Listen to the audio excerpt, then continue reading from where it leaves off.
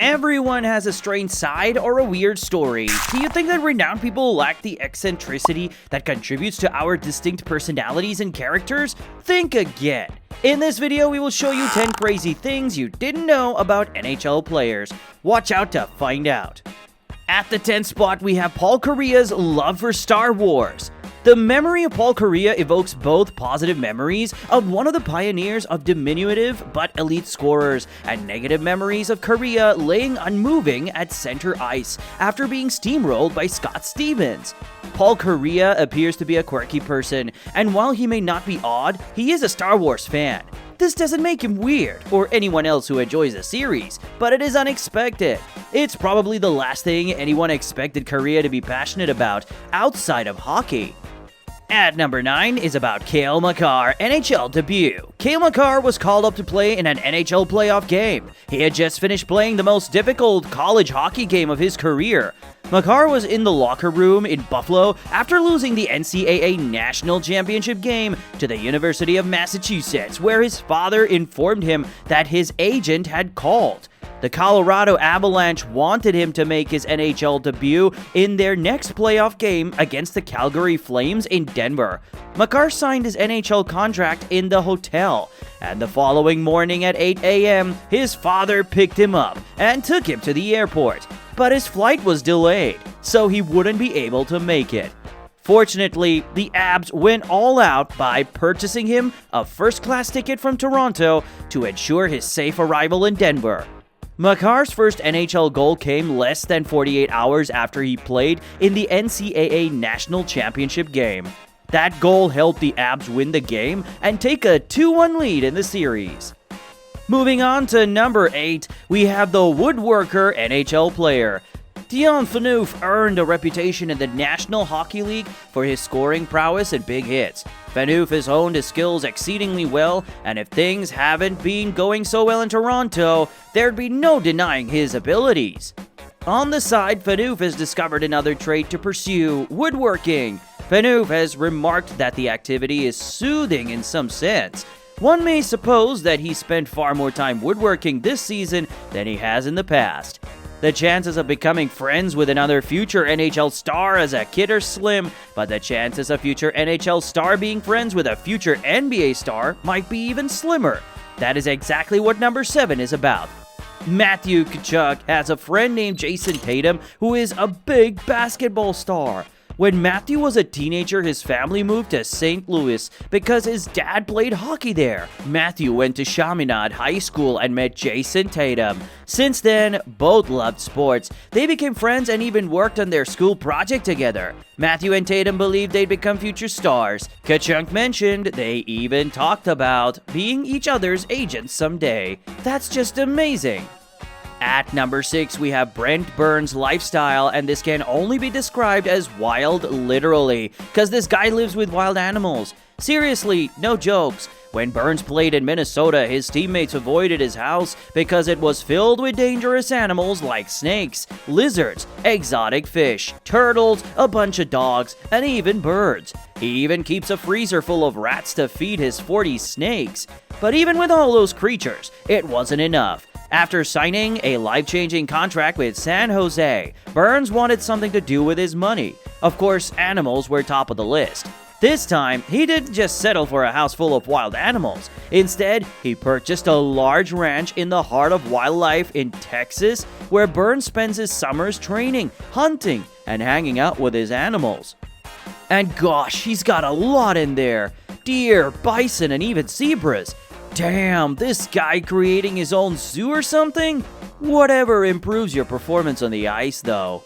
At number 5, we have an NHL player that his performance was so crazy that the NHL had to do a drug test on him. In 2016, the Maple Leafs picked Austin Matthews as their first choice, and Toronto got really excited. When Matthews played his first NHL game, he scored 4 goals, becoming the first player ever to do that in their debut. That is one of the most memorable performances in NHL history. Doing all of that in your first NHL game? Of course, the NHL suspected something was up. There was no way a normal person could play like this. So the next day, the NHL administered a drug test on Matthews, but he came out completely clean. What makes things even weirder is that it happened again at the start of the 2023-24 season. Matthews started the season on fire again, scoring hat tricks in the first 2 games. And soon after the second game, he was being tested again. Yeah, Gary Bettman can't believe Matthews isn't on drugs. And guess what? He came out clean again. Did you know that Matthews almost never became a hockey player? Brian, his father, played baseball until an accident interrupted his career in college. So Matthew grew up in a baseball family.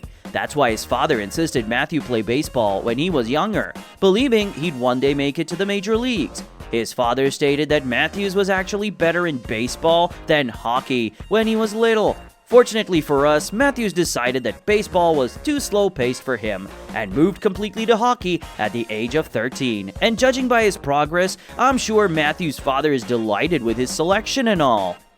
Next up, at number 4, we have Alexis Kovalev's weird habits.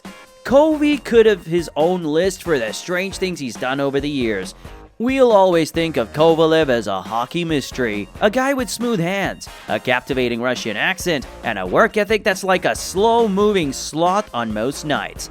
Off the ice, Kovalev lives up to his on-ice nickname, L'Artiste. Besides hockey, he enjoys flying planes and even tried his hands at jazz, playing the saxophone. It's a shame he never celebrated his NHL goals with a saxophone-themed move using his jazz hands.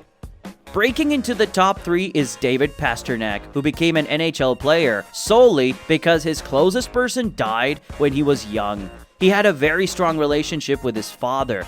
His father was a former hockey player and coach in the Czech Republic. And from the moment he was born, his father made it his aim to get him into the NHL. Pasternak's father's main wish was to see his son play alongside the world's finest players, and everything was going exactly as planned, until tragedy struck 1 year before his draft year, in May 2013. While playing in Sweden, Pastrnak received the worst news of his life. Pastrnak was very sad when his mother called to tell him that his father had lost his battle with cancer and died that night. He traveled back to the Czech Republic as soon as possible to attend his father's burial.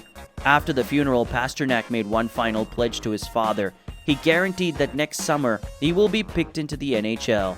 And since then, all he has done is train harder than ever before. And everything paid off. After getting drafted, he kissed his hands and pointed to the sky, fulfilling his father's dream. He also made it his trademark celebration. That's just beautiful. At number 2, we have Patrick Kane's easy way of making money, but let's give you some background knowledge about this man first. Kane is the right winger for the Detroit Red Wings. He was drafted first overall by the Chicago Blackhawks in the 2007 NHL entry draft and remained with the team until February 2023, when he was moved to the New York Rangers. Kane represented the United States in the 2010 and 2014 Winter Olympics. Kane has 3 Stanley Cups with the Blackhawks in 2010, 2013, and 2015, and won the Conn Smythe Trophy as the playoffs' most valuable player in 2013. Kane won the Hart Memorial Trophy as Most Valuable Player and the Art Ross Trophy as Scoring Champion during the 2015-16 NHL season. Kane, who led the NHL with 106 points, is the first American-born player to earn the Art Ross Trophy as the league's leading scorer. He also became the first American-born player to win the Hart Trophy. In 2017, he was named one of the NHL's 100 greatest players. On January 19, 2020, Kane became the United States' youngest player to earn 1,000 career regular season points. This man is not only one of the greatest hockey players, but also really good at making money. Kane made outrageous amounts of money with his mouth guard. Yeah, Kane is always seen chewing on his mouth guard while playing, and it's become his hallmark. And once he was shown on the NHL game cover, chewing his renowned mouth guard, many youngsters all around the world wanted to be like Kane and began purchasing mouth guards to chew.